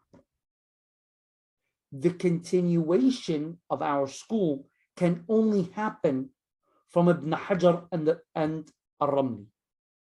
That's it. If you want to continue the discussion, you have to go from there. Many people will object to this and say, this is not possible. Oh, why do I have to do this? You have to do that. Why? Because as we said, there was criticism. And then there was a settle to the criticism by agreeing that pile A is accepted criticism, pile B is questionable, pile C is rejected. We're not accepting this criticism, right? In pile B, during the time of Shaykh al-Islam Zakaria al-Ansari, al-Imam al-Mahalli, al-Ramli the father, it wasn't finally settled yet. It was more of, I think it should be this. No, I think it should be that. They had debates on these matters, but they kept it on a cool burner. That way, students can actually advance and study. When were these issues discussed? In a Tuhfa and Nihaya. So when you see debates between a Tuhfa and Nihaya, it actually goes back to, well, Al-Ramli and Shaykh al-Islam Zakaria al-Ansari, Ramli the father, they differed on a matter. So Al-Ramli followed his father, and Ibn Hajar followed Shaykh al-Islam Zakaria al-Ansari. Okay, well, why did they differ? Because Al-Isnawi and Al-Adhra'i or Ibn Rif'a, they differed on understanding a matter. Why? Because Al-Rafi' and Al-Nawawi differed on understanding that matter or didn't address the matter, because sometimes that happens. Okay, well, why did that happen? Because the people before that, no mas'ala is made up. Remember, we ended adding to the school. Didn't we? We spoke about that already. So these people, none of these people can add anything new. Not Al-Rafi'i, not Al-Nawawi, not Ibn Hajar, not Al-Ramli, not Shaykh al-Islam, not Al-Mahalli. No one can add anything new. We're continuing the same discussions. Think of it like this. Imam Shafi'i started a discussion. His students and their students, they added and subtracted to the discussion based upon their understanding. It was quoted again, broken down differently. The discussion was broken down differently between different schools, right? The discussion carried on. It happened that maybe that issue was never addressed completely. Went throughout the stages and got to Rafi'i and got to Ibn Hajar and the Ramli, and the Khilaf stayed. Or they agreed and the Khilaf went away. Remember, those who can add to it have gone. Which brings us to an important question that I'll address at the end. So in the 7th stage, it's this focus on the shuruh with hawashi commentaries. Even Ibn Hajar himself has a commentary on his own work. Okay. The Ottomans, they completely were in control of the Muslim world. They were the Khilafah, walillah alhamd, it was beautiful. They accepted and welcomed the Shafi'is in. Many teachers throughout the Muslim lands that were Shafi'i, received salaries as compensation for the government for their efforts. There was teachers in Azhar, there was teachers in the Haramain, in Mecca, around the Kaaba. Okay. There were 30 teachers at a time of the Shafi'i school that got paid from the waqf of the Haram. During the Ottoman Empire, there's these certain odd gaps where Mashaykh were old and they were going to stop teaching. We'll call it retirement, which, we don't actually do Western retirement. That as they were leaving, or it took time that they were leaving and the next teacher to take their place took a little bit longer. There were years where you had almost up to 60 teachers available at once in Mecca alone. Who was taking care of them? The government. Tamam? They would give themselves. The government that what? That's Hanafi. Kalam Jameel. A lot of people have this assumption that because the Hanafis were in power, none of the other schools survived. That's not true. That's not true. The Shafi'is, even in Turkey, there were Shafi'is. In Egypt, there were Shafi'is. In Sham, in Iraq, in Hijaz, in Yemen. Kalam Jameel? No, the Ummah always survived with the four schools with beautiful love. Now, the idea of the Hawashi, or what comes after the Hashiyah, because you have an explanation, a Hashiyah, then you have Taqrirat. These are actually class notes during classes. Kalam Jameel. A Sheikh will say something, the student writes down what the Sheikh says. Later on, we come and collect those notes and we say the commentary of Fulan, the commentary of this Sheikh. Kalam Jameel. Now, this stage realistically begins to end with the coming of nationalism to the scene,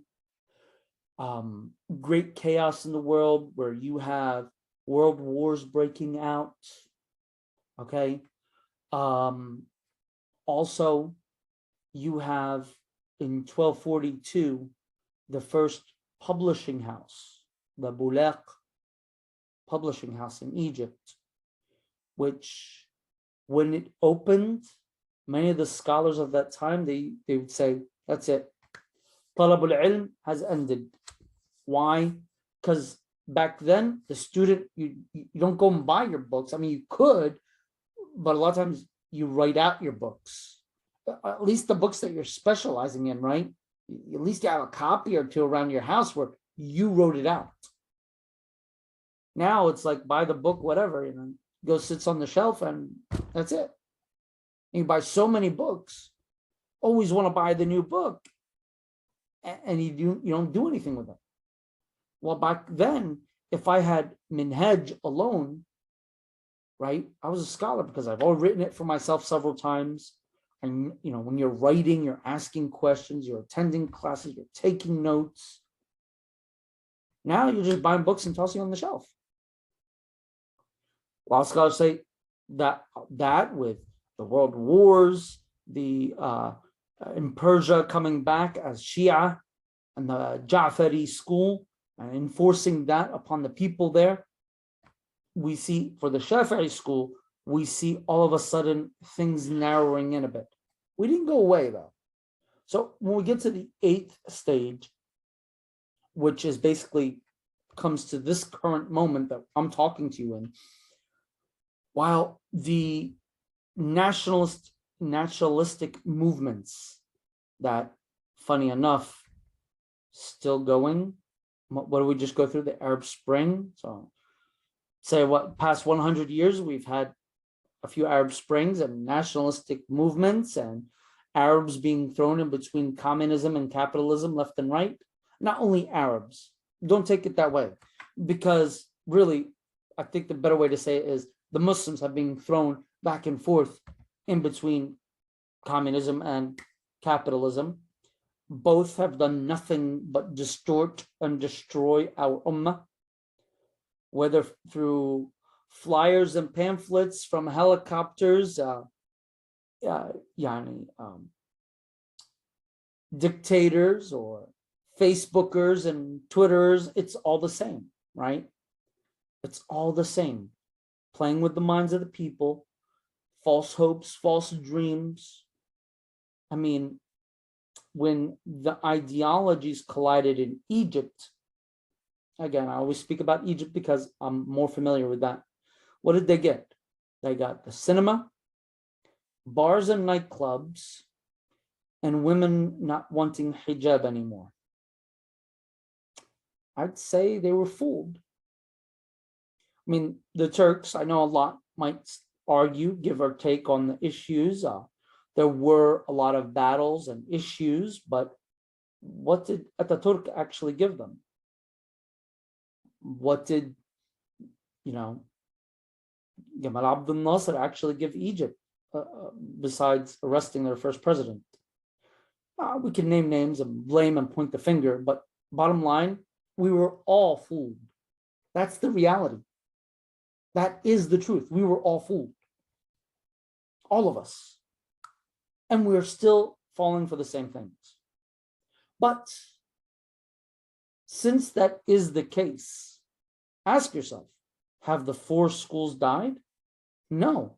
On the contrary, even though they've changed the laws, right? Changed the educational systems of our religious institutions, not just of regular schools, but also religious institutions. Did it take away the four schools? The answer is no.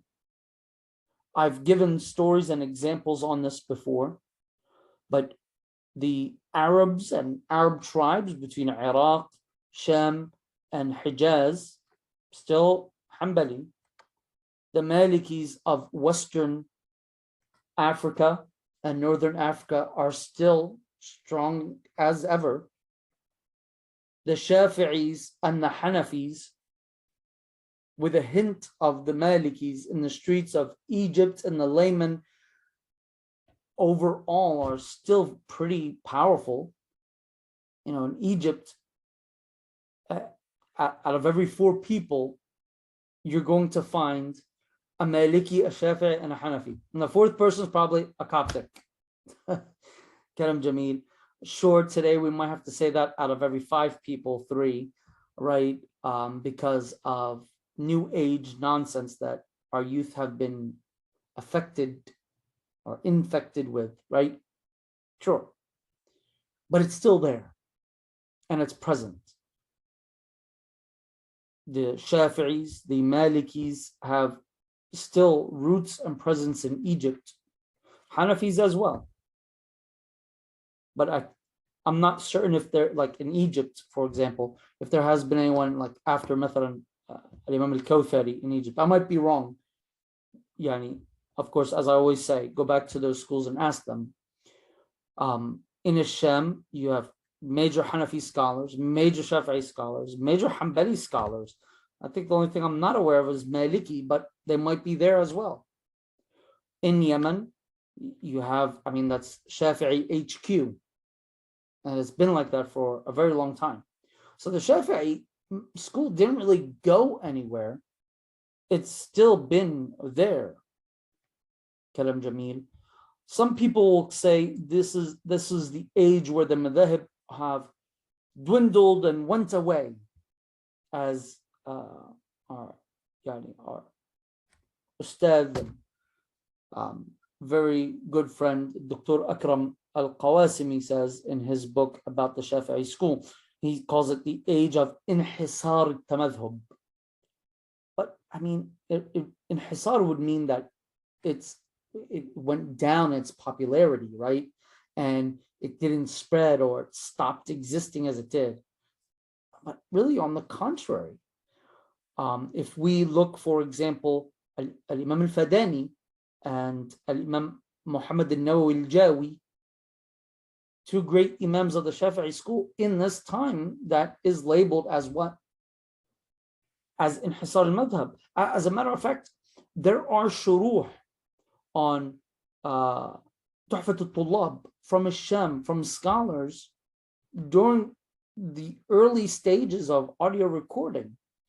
Complete shuruh in audio, the complete entire thing from Mashayikh in Sham during this time, where some of our Mashayikh will say, oh, well, this is inhisar al-madhab. It's not really inhisar. Maybe less, sure, but inhisar, no.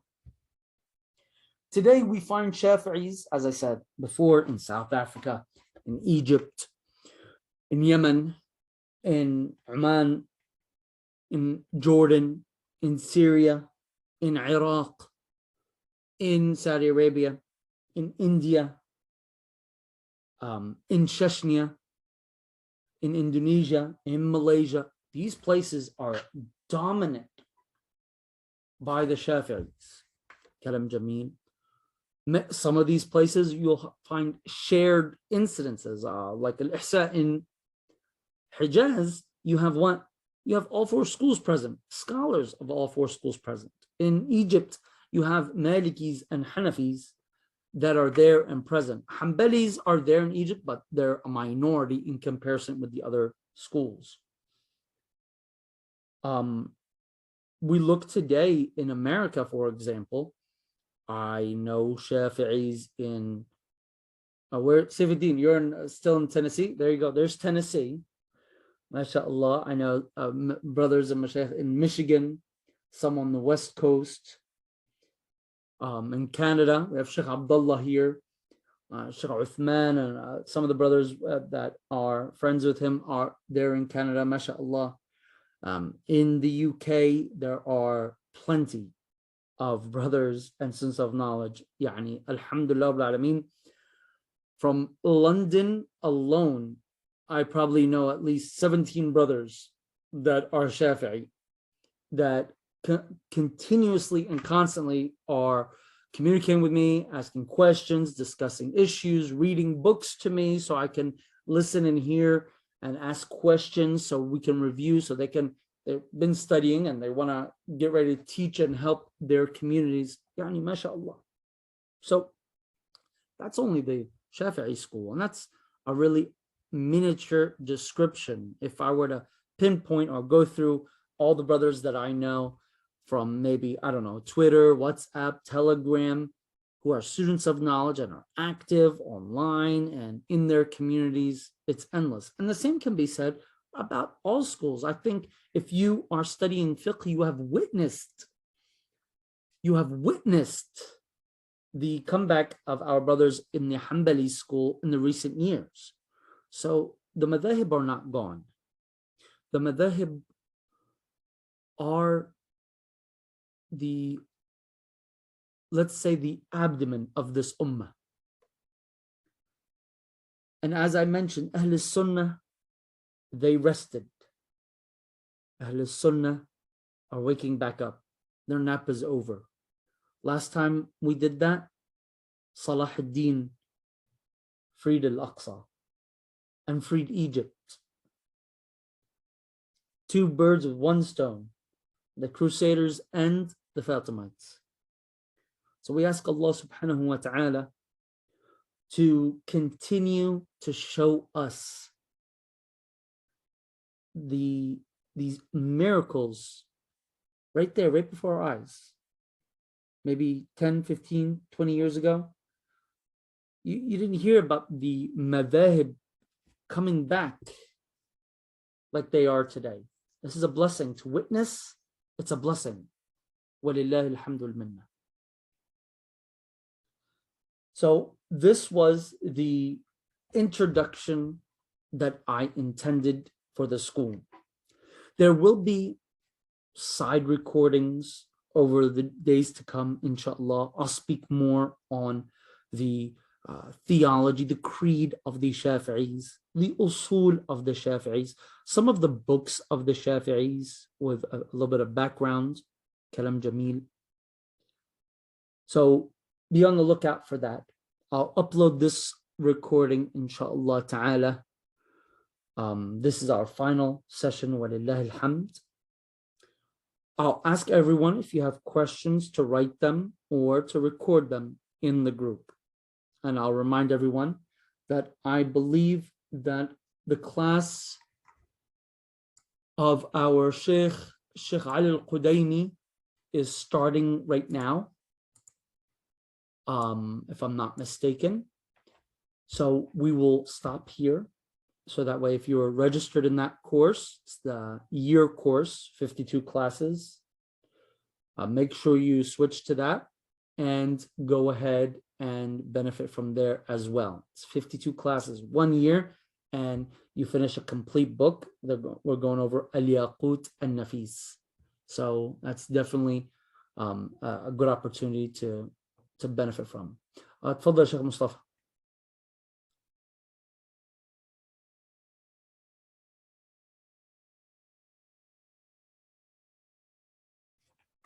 Maybe I have them muted. Let me.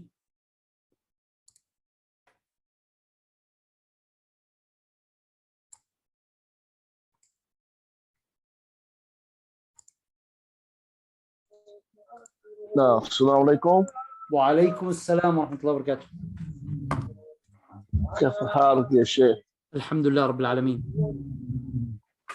Alhamdulillah. Sheikh, I apologize. I had two questions. I forgot the second question. I should have wrote it down. But the one question I had earlier in your talk, you were mentioning the situation between Muhammad and the Shaybani Imam Muhammad Shaybani Muhammad ibn and Hassan, نعم. Shafi'i. Now, did you say that which one was the student of the other? I didn't catch it No, Imam al-Shafi'i clearly. studied with Muhammad ibn Hassan, of course. He was Okay, his senior. Sheikh Muhammad ibn Hassan Shaybani was Shafi'i's senior. so Imam Shafi studied under Imam نعم نعم نعم. Alhamdulillah. Alhamdulillah. Okay, I wanted to understand that correctly. And I نعم. apologize, Sheikh, I forgot my other question. لا بأس. You can always just put it in the Telegram group, inshallah ta'ala. Inshallah. Jazakallah khair. وإياكم وإياكم. All right, I'll let everyone go, inshallah ta'ala. If you have any issues, just contact Sheikh Abdullah on Telegram and he can help you get in bi'idhnillah. He is the well, let's call it like this. He is the person that became in charge of the course without him being consulted on the matter. We'll just say that. Allah yahfadhu. Shaykh Abdullah, we put a lot of pressure on him. Jazakallah khair al-zay wal ihsan. Alhamdulillah. Amazing brother, mashallah. Assalamu alaikum wa rahmatullahi wa barakatuh.